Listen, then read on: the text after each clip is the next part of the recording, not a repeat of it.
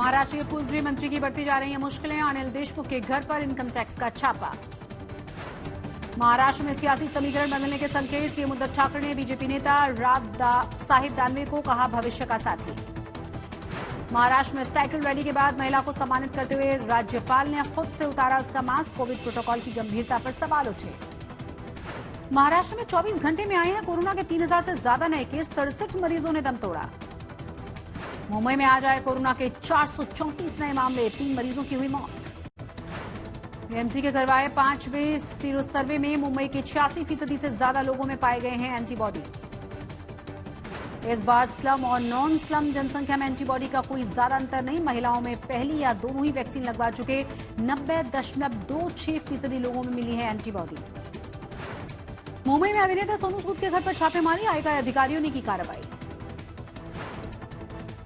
मुंबई में film producer पराग संघवी के घर पर ईडी का छापा। बैंक डिफॉल्ट केस में कार्रवाई। महाराष्ट्र के हिंगोली में चुनावी रंजिश में भिड़े हैं 2 गुट। सोशल मीडिया में वायरल हुआ है मारपीट का वीडियो। मुंबई में निर्माणाधीन पुल का एक हिस्सा के ढहा 13 मजदूरों की जख्मी होने की खबर। बांद्रा कुर्ला कॉम्प्लेक्स में निर्माणाधीन पुल है। वेट टेस्टिंग के दौरान हुआ था यह हादसा। पुल की बड़ी सी स्लैब के नीचे गिरने की वजह से सुबह के वक्त ट्रैफिक नहीं चल रहा था, इसीलिए बड़ा हादसा होते होते टला। मुंबई के मानखुर्द इलाके में सुबह के वक्त भड़की भीषण आग दूर दूर तक नजर आई लगते। इलाके के 20 से ज्यादा स्क्रैप गोदामों में लगी है भीषण आग। काबू करने के लिए जुटी हैं 10 फायर ब्रिगेड की गाड़ियां। ठाणे के उल्लासनगर में एक युवक की बेरहमी से पिटाई। इलाज के दौरान उसकी मौत हुई। पुणे सोलापुर हाईवे पर गैस से भरा हुआ टैंकर पलटा। कोई हताहत नहीं। 3 घंटे तक ट्रैफिक बाधित। बारामती में युवक से दिन दहाड़े करीब 2.5 लाख रुपए की लूट। सीसीटीवी कैमरे में कैद हुई वारदात। लुटेरों की तलाश में जुटी है पुलिस। सूरत में एक युवक ने थाने में पत्नी को दिया 3 तलाक, लेकिन पुलिस ने केस दर्ज करने के लिए महिला को किया परेशान। 125 अंकों की गिरावट के साथ 59,015 पर बंद हुआ सेंसेक्स। 44 अंक गिरकर 17,585 पर निफ्टी बंद। शेयर बाजार में तेजी के असर से भारतीय स्टॉक मार्केट ने बनाया रिकॉर्ड। फ्रांस को पीछे छोड़कर बना दुनिया का 6ठा सबसे बड़ा शेयर बाजार। आरबीआई ने अपने बुलेटिन में जीडीपी के दबाव से बाहर आने का दावा किया। कहा डिमांड और सप्लाई सुधरने से विकास दर तेज रफ्तार से दौड़ने के तैयार। एयर इंडिया के विनिवेश पर अगले 3 हफ्तों में फैसला कर सकती है सरकार। टाटा ग्रुप और स्पाइस जेट भी हैं सरकारी एयरलाइन को खरीदने वालों के होड़ में। फेस्टिव सीजन से पहले महंगा होगा बाइक्स और स्कूटर्स को खरीदना। हीरो मोटोकॉर्प ने 3,000 तक बढ़ाए हैं 2 व्हीलर्स के दाम। फोर्ड के प्लांट्स को खरीद सकती है एनजी मोटर्स। गुजरात और तमिलनाडु के दोनों ही प्लांट्स खरीदने के लिए शुरुआती दौर की चल रही है बातचीत।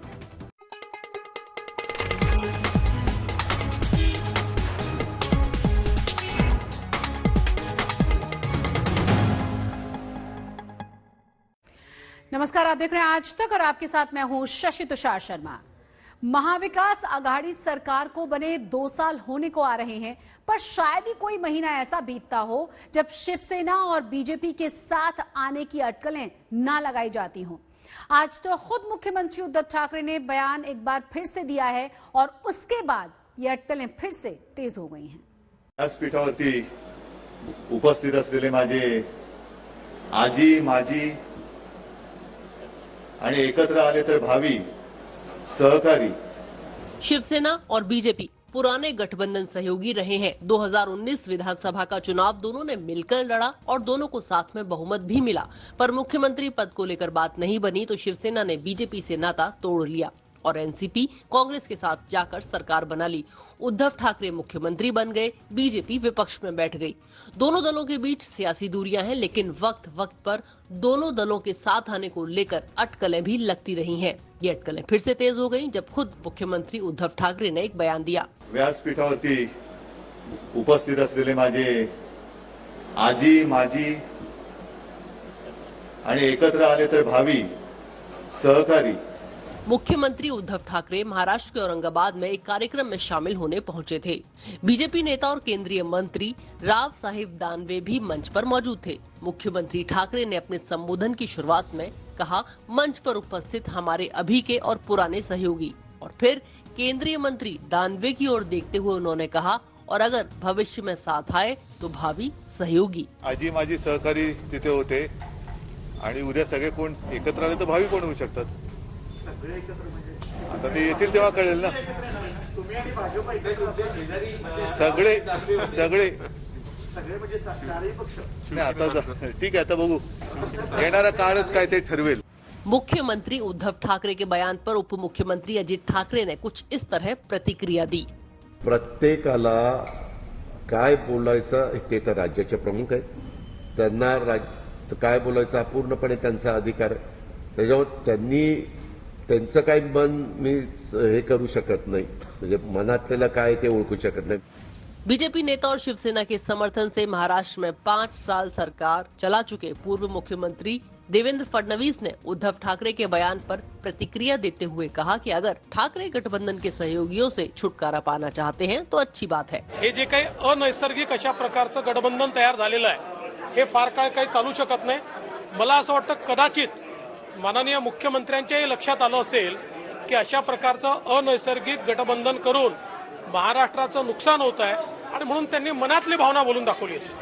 हालांकि शिवसेना नेता संजय राउत के मुताबिक दानवे सबके दोस्त हैं, इसलिए सीएम ठाकरे के बयान के ज्यादा अर्थ निकालने की जरूरत नहीं है. बात ऐसी है कि उद्धव जी ने क्या कहा है, उद्धव जी का स्टेटमेंट क्या है, एक बार समझ लीजिए.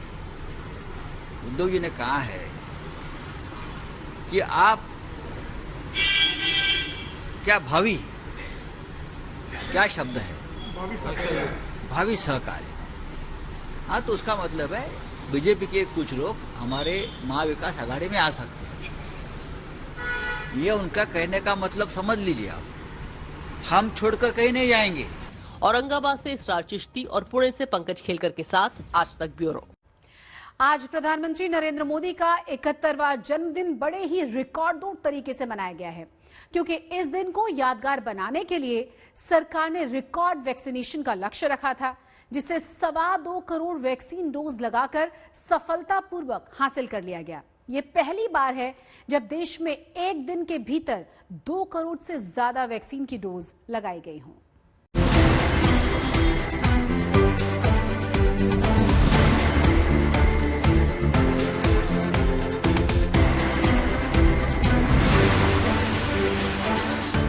बर्थडे का बर्थडे और वैक्सीनेशन का वैक्सीनेशन. देश ने शायद ही पहले कभी किसी मौजूदा प्रधानमंत्री का जन्मदिन इतने हर्षोल्लास से मनाया होगा जितना आज पीएम मोदी का 71वां हैप्पी बर्थडे मनाया गया. भविष्य में आज का दिन देश में एक दिन में 2 करोड़ से ज्यादा वैक्सीन डोज का रिकॉर्ड बनने के लिए भी यादगार रहेगा. पीएम मोदी के जन्मदिन को खास बनाने की तैयारी तो सरकार ने पहले से की थी, लेकिन उसे यादगार बनाने का जिम्मा आम जनता ने उठाया, और ऐसा उठाया कि वैक्सीनेशन की स्पीड का मीटर मिनट दर मिनट, घंटे दर घंटे बढ़ता ही चला गया. ऐसा लग रहा था मानो लोगों ने कोरोना वैक्सीन के लिए अपना सारा उत्साह आज के दिन के लिए ही रिजर्व करके रखा था. Today it was my day that I have chosen that today's slot for my second vaccination. उनको हमारी तरफ से शुभकामनाएं, हैप्पी बर्थडे. उनको अच्छा काम कर रहे हैं, भगवान करे और जिए. मुझे बहुत अच्छा फील हो रहा है. इट्स लाइक बहुत अच्छा लग रहा है. मुझे बहुत अच्छा लग रहा है. मैं तो बहुत टाइम से थी, लेकिन मुझे आज मौका मिला तो मुझे आज लगवा के बहुत अच्छा महसूस होगा. आज वैक्सीनेशन का आंकड़ा पहली बार 2 करोड़ के पार पहुंचा है. इससे पहले 3 बार एक दिन में ये आंकड़ा 1 करोड़ के पार गया है. 27 अगस्त को 1,03,35,290 डोज, 31 अगस्त को 1,33,18,718 डोज और 6 सितंबर को 1,13,53,771 डोज दिए गए थे. तब पीएम मोदी ने इस खुशी का इजहार भी किया था और वैक्सीनेशन के रिकॉर्ड का प्रचार भी. भारत आज एक दिन में 1.25 करोड़ टीके लगाकर रिकॉर्ड बना रहा है.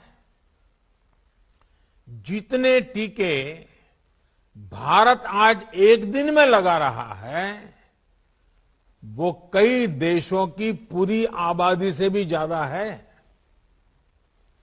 भारत के टीकाकरण अभियान की सफलता प्रत्येक भारतवासी के परिश्रम और पराक्रम की पराकाष्ठा का परिणाम है. पीएम मोदी के जन्मदिन पर रिकॉर्ड टीकाकरण का लक्ष्य तो सरकार और बीजेपी ने तय किया था, लेकिन इस लक्ष्य को हासिल करने का बीड़ा खुद लोगों ने उठाया। आज के दिन को खास बनाने के लिए सभी राज्यों ने कोई कोर कसर नहीं छोड़ी थी। खासकर बीजेपी शासित राज्यों ने वैक्सीनेशन के रिकॉर्ड तोड़ने की पूरी तैयारी कर रखी थी। यूपी सरकार ने इसके लिए पहले से भी तैयारी की थी और अगर वैक्सीन की उपलब्धता की बात करें तो लगभग 45 लाख वैक्सीन इस वक्त उत्तर प्रदेश के पास मौजूद है। हालांकि वैक्सीनेशन को लेकर के पहले भी यूपी ने रिकॉर्ड बनाया है, जब लगभग 35 लाख का यह आंकड़ा यूपी ने छुआ था। लेकिन आज विशेष अभियान के तहत यूपी में भी वैक्सीनेशन लगातार जोरों पर है, जिसमें ज्यादा से ज्यादा लोगों को इस टीकाकरण से जोड़कर एक और नए रिकॉर्ड की तरफ यूपी बढ़ रहा है। बहुत बढ़िया माहौल है, एक उत्सव का माहौल रहता है हमेशा। और मैं तो बहुत पहले ही अपनी दोनों डोज लगवा चुका था। इनकी जैसे ही ड्यू हुई मैंने कहा नहीं आप भी लगवाइए, आज इनका लगवा रहा हूँ। और मेरे हिसाब से सबको लगवाना चाहिए, जितना जल्दी हो सके उतना जल्दी हमें इस टारगेट को अचीव कर लेना चाहिए। देश भर में 1 लाख से ज्यादा वैक्सीनेशन सेंटर्स पर पीएम मोदी के जन्मदिन को खास बनाने के लिए कुछ जगहों पर तो बहुत ही ज्यादा खास इंतजाम किए गए थे। ये भोपाल के एक मंदिर परिसर में वैक्सीनेशन सेंटर का नजारा है, जहां एमपी सरकार के चिकित्सा शिक्षा मंत्री विश्वास सारंग भजन कीर्तन कर रहे थे और साथ ही साथ वैक्सीनेशन का प्रोग्राम भी चल रहा था। ये जो नरेला विधानसभा विश्वास सारंग की विधानसभा है, यहाँ पर जो मंदिर है उस मंदिर परिसर में ही टीकाकरण केंद्र बनाया गया है। ये देखिए नमो टीका अभियान इसका नाम दिया गया है। पूरे मध्य प्रदेश के अलग अलग जगहों पर मंदिर परिसर या फिर मंदिर के आसपास या फिर धार्मिक गतिविधियों के साथ साथ टीकाकरण तेजी से मध्य प्रदेश में चल रहा है। लोगों को वैक्सीन लगवाई जा रही है। और ये देखिए जो लोग लाइन में नहीं लग सकते, जैसे ये दिव्यांग जो यहाँ पे आए हैं, इन्हें कोरोना का टीका लगाने के लिए अलग से व्यवस्था इनके लिए की गई है। आज का हमारा टारगेट है कि हम लगभग 32 लाख लोगों को टीका लगाएंगे और मध्य प्रदेश में हमारा टारगेट है कि हम सितंबर के महीने में पूरी तरह से वैक्सीन पहला डोज हम लगा लेंगे। एक वक्त वो भी था जब देश के वैक्सीनेशन सेंटर्स पर वैक्सीन नहीं थी, आने पर मिलेगी के बोर्ड टंगे रहते थे। और एक आज का दिन है जब वैक्सीनेशन सेंटर्स पर वैक्सीन के स्टॉक भरे पड़े हैं। जिस वैक्सीनेशन सेंटर्स पर नॉर्मल दिनों में 100-125 वैक्सीन डोज लग पा रही थी, वहाँ भी आज कई गुना ज्यादा डोज आराम से लगाए गए। लोग पीएम मोदी को जन्मदिन की बधाई भी दे रहे थे और लंबे इंतजार के बाद वैक्सीन मिल जाने की दुआएं भी। वैक्सीनेशन में भारत जहां नित नए आयाम बना रहा है, तो आज देश भर में मेगा ड्राइव चल रही है। आप देख सकते हैं चंडीगढ़ की तस्वीरें हैं। हालांकि चंडीगढ़ की अगर बात करें तो पूरे शहर में आबादी का 80% से ज्यादा हिस्सा कहीं ना कहीं वैक्सीनेटेड हो चुका है। लेकिन आज प्रधानमंत्री मोदी का जन्म दिवस भी है और यहाँ पर आपको तस्वीरें दिखा रहे हैं हम वैक्सीनेशन कैंप की। चंडीगढ़ सेक्टर 16 का ये हॉस्पिटल है और यहाँ पर लगातार लोग जो है वैक्सीनेशन के लिए यहाँ पर आ रहे हैं। और आप देख सकते हैं कि पूरे नॉर्म्स के साथ और पूरा डिस्टेंस के साथ यहाँ पर जो है वैक्सीनेशन की जा रही है। पीएम मोदी के 71वें जन्म दिवस पर वैक्सीनेशन के रिकॉर्ड ने 4 चांद लगा दिए। आज देश ने वैक्सीन डोज का रिकॉर्ड बनाकर दुनिया को दिखा दिया है कि अगर मन में लगन हो तो कोई भी लक्ष्य बड़ा नहीं होता। बस जरूरत है तो आगे भी इस संकल्प शक्ति को बनाए रखने की।